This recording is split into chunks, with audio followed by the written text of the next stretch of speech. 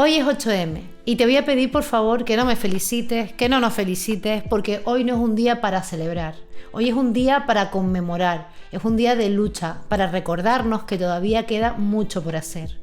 Hoy estoy aquí para contarles un poco sobre el origen del 8M, porque yo misma tenía dudas, porque hay mucha confusión con respecto al origen de este día. Me gustaría dedicar el episodio de hoy para buscar un poco en la historia y así enterarnos todos bien de qué se trata el 8M, para que dejen de felicitarnos, por favor. Digo que no nos felicites porque si lo haces es como si ya hubiéramos conseguido el objetivo de la lucha, y la verdad es que no, la verdad es que todavía queda muchísimo por hacer. Así que nada, acompáñame y vamos a descubrirlo juntos en este episodio. Yo soy Regina Serené y esto es Mujeres que desafiaron la historia.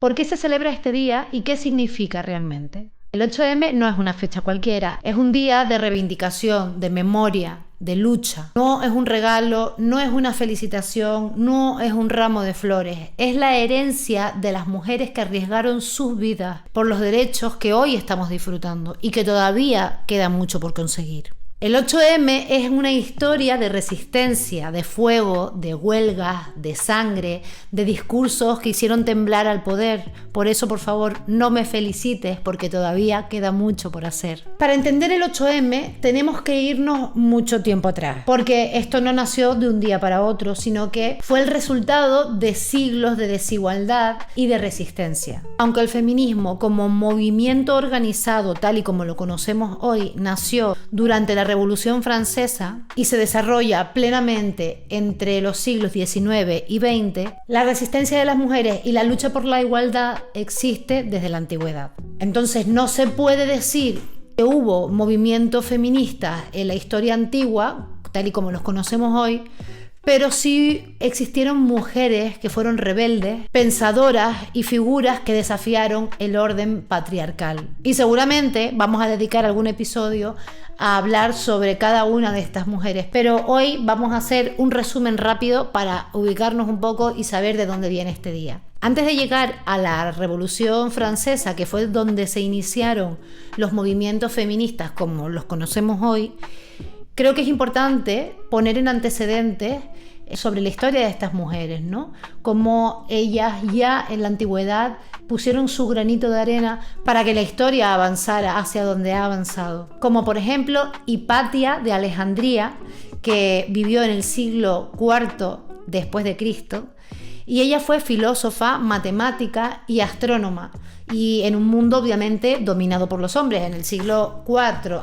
después de Cristo, pues ya me dirán ustedes cómo estaba el percal, porque si hoy estamos así, pues no me quiero ni imaginar cómo era en aquella época. Fue asesinada por su influencia intelectual y su independencia. También tenemos a Aspasia de Mileto en el siglo V antes de Cristo. Influyó mucho en la política ateniense y en la educación de los filósofos como Sócrates. Yo no había oído hablar de Aspasia de Mileto, en cambio de Sócrates sí, ¿verdad?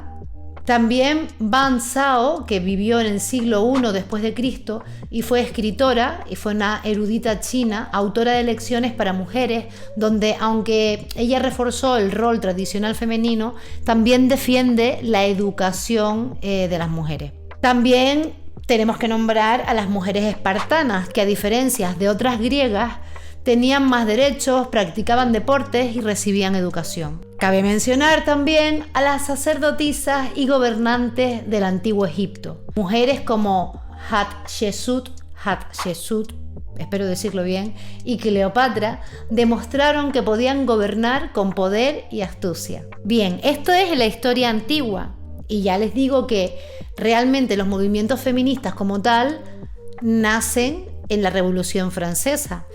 ¿Podemos hablar de movimientos feministas antes de la Revolución? Pues les digo que no. En un sentido moderno, no. Pero existieron ideas protofeministas antes del siglo XVIII. Algunas mujeres y grupos desafiaron las normas de su época, como por ejemplo las beguinas, que vivieron entre los siglos XII y XV, que fueron comunidades de mujeres que vivían sin la tutela de hombres, estudiaban y ayudaban a los pobres. Christie de Pizan, del siglo XV, que escribió La ciudad de las damas, donde defendía la capacidad intelectual de las mujeres. También tenemos que nombrar a las brujas perseguidas en la Edad Media, que muchas eran mujeres sabias, que eran sanadoras y rebeldes y que desafiaron la autoridad masculina.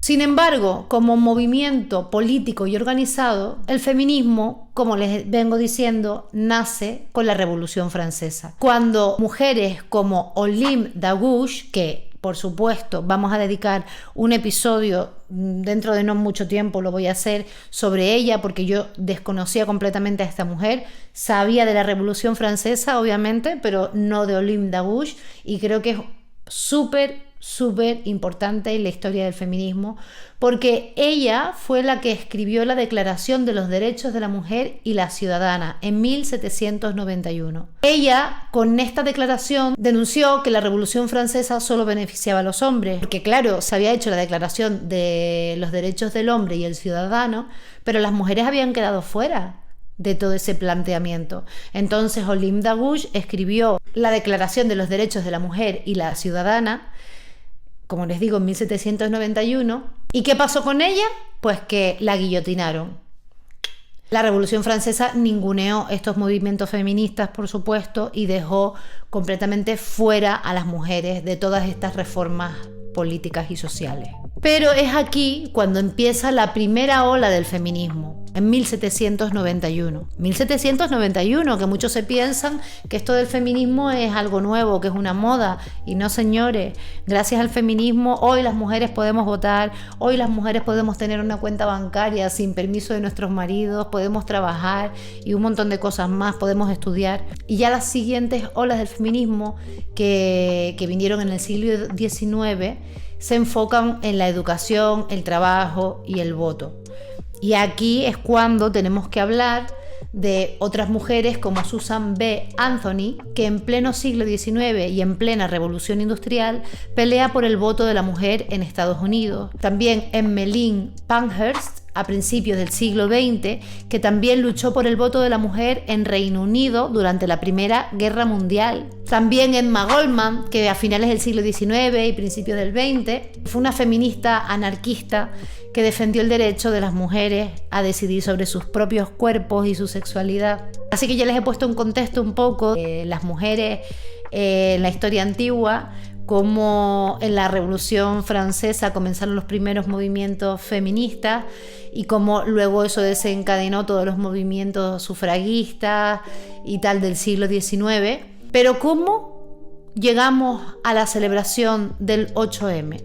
En el contexto de la revolución industrial, que hacía falta mano de obra para trabajar en las fábricas, pues las mujeres e incluso niños tuvieron que empezar a trabajar, porque las mujeres hasta ese momento pues eran amas de casa. Y ellas en ese momento comenzaron a organizarse y a luchar por sus derechos, porque ellas se dieron cuenta de que estaban capacitadas para hacer el trabajo que hacían los hombres. Entonces, si estaban capacitadas, ¿por qué no tenían los mismos derechos que ellos? Porque, claro, las condiciones laborales no eran buenas para ellos, pero es que ellas cobraban menos de la mitad del sueldo de ellos.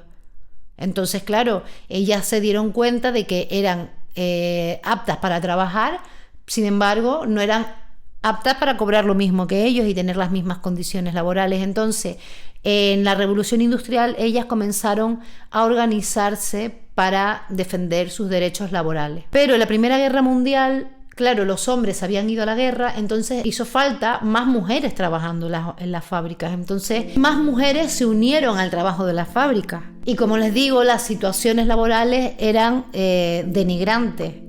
Para los hombres tampoco eran buenas, pero es que para ellas eran mucho peores. Entonces, nos situamos en Nueva York, año 1908. Un grupo de mujeres de trabajadoras textiles decide organizarse para exigir mejores condiciones laborales, menos horas de trabajo, salarios justos y el fin del trabajo infantil, porque recordemos que también los niños estaban trabajando en esas fábricas, que los niños, claro, cobraban menos todavía. Ese mismo año, 1908, 15.000 mujeres marcharon por las calles de Nueva York reivindicando sus derechos laborales. Esta manifestación fue muy importante porque fue multitudinaria y porque no había ocurrido algo igual antes. En 1910, en la segunda Conferencia Internacional de Mujeres Socialistas en Copenhague, Clara Zetkin propuso la idea de instaurar el 8 de marzo como Día Internacional de la Mujer. Eso en 1910, después de que en 1908 hubiera sucedido esta gran manifestación, huelga y manifestación multitudinaria. 1910 se propone el 8 de marzo como Día Internacional de la Mujer, pero el evento que sin duda marca muchísimo esta fecha, y es el que seguramente muchos conocen, es la tragedia de la fábrica Triangle Shirtwaist en Nueva York en 1911. Ese mismo año, en 1911, el 8 de marzo, se había celebrado por primera vez la fecha conmemorativa del 8 de marzo como tal, y ese mismo marzo, el día 25, sucedió el incendio en la fábrica de camisas. Era una fábrica de camisas. Esta fábrica fue arrasada por el fuego. Era un edificio de 10 pisos donde trabajaban cientos de mujeres, muchas de ellas migrantes. También trabajaban niños. Y las puertas estaban cerradas con llave. Cuando empezó el fuego, ellas quedaron atrapadas. No podían salir, algunas intentaron saltar, unas murieron quemadas, otras por el humo. También murieron hombres, porque habían hombres también en ese momento, pero no recuerdo la cifra, pero murieron muchísimas mujeres, muchos menos hombres, y también murieron niños. Esto fue una tragedia porque, claro, ya venían hablando de que la situación laboral, las condiciones en las que trabajaban en la fábrica eran deplorables, pero este acontecimiento lo que hizo fue pues confirmar lo que ya estaban diciendo. Las puertas de la fábrica estaban cerradas con llave porque era una costumbre bastante frecuente lo de cerrar las puertas con llave para que los trabajadores, las trabajadoras no salieran a tomarse descanso sin permiso, o para que no robaran y cosas así. Entonces, desgraciadamente, ocurrió esto.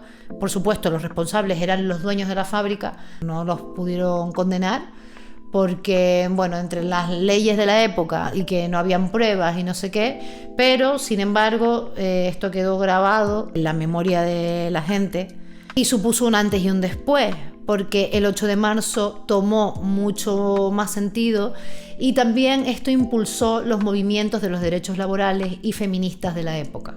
Este desastre incendió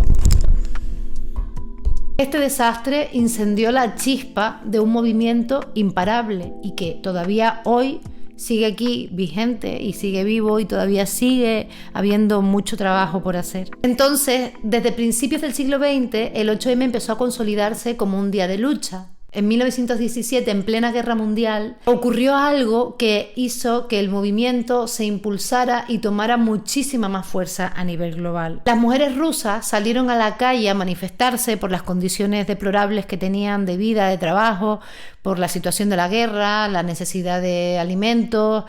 Y esta salida de las mujeres a la calle en lucha desencadenó la Revolución de Febrero. Y este acontecimiento es muy importante para el 8M también, porque, como les digo, hizo que tomara muchísimo más impulso a nivel global. Estas mujeres jugaron un papel crucial en la situación de la política de Rusia, porque su protesta masiva y huelga general fue catalizador de una serie de eventos que desembocaron en el cambio de la situación política de Rusia. Las mujeres, en su mayor parte trabajadoras y amas de casa, salieron a las calles a exigir pan y mejores condiciones de vida, y lo que sucedió es que, para empezar, los soldados que habían sido enviados para apaciguar esta huelga se unieron a ellas. También se unieron a ellas estudiantes y otros hombres trabajadores. Esto ejerció una presión sobre el poder que provocó el cambio de la situación política del país. Este evento fue muy importante para el movimiento feminista porque las mujeres estaban tomando parte de la lucha, estaban hablando, estaban saliendo a la calle, estaban protestando, y gracias a ellas había desencadenado un cambio político, ¿no? Entonces hizo que tomara muchísima más fuerza la conciencia de poder de las mujeres. Finalmente, en 1977, la ONU reconoció oficialmente el 8 de marzo como el Día Internacional de la Mujer. Y hoy en día porque todavía queda mucho trabajo por hacer, el 8M sigue siendo un día de resistencia y lucha por la igualdad de los derechos de las mujeres. El 8M hoy ha evolucionado y en los últimos años hemos visto huelgas masivas, protestas globales y movimientos como Ni Una Menos y el Me Too. En países como España, Argentina, México y Chile, el 8M se ha convertido en un día de paro feminista. Pero también es un día para recordar a las que nos abrieron el camino, recordar a las mujeres que nos ayudaron a llegar hasta aquí y no olvidar el significado de este día por el que muchas mujeres lucharon, incluso perdieron su vida, como Olympe Daguch, por ejemplo. Porque ¿qué significa para ti el 8M? ¿Qué significado le das tú? Yo creo que salir a marchar está muy bien porque es una parte de visibilizar el movimiento, que es muy necesario, pero también es importante el resto del año cuestionar el sistema que sigue oprimiendo a muchas mujeres. Por eso yo hago este podcast y lo hago por mi madre, lo hago por mi abuela, lo hago por mi bisabuela, lo hago por mis hermanas, lo hago por mis sobrinas, lo hago por mis amigas, lo hago por todas las mujeres que estuvieron antes que yo y también por las que están por venir. Porque todas las mujeres hemos sentido la desigualdad frente a los hombres. Hoy seguimos luchando por la igualdad, porque como dijo Simone de Beauvoir, no es algo que nos vayan a regalar, es algo que tenemos que ir a buscar. Seguimos luchando por la igualdad porque somos iguales, porque las diferencias biológicas no justifican las diferencias sociales y roles de géneros que nos imponen. La lucha continúa y estamos juntas en esto. Espero que les haya gustado este episodio y nos vemos en el próximo.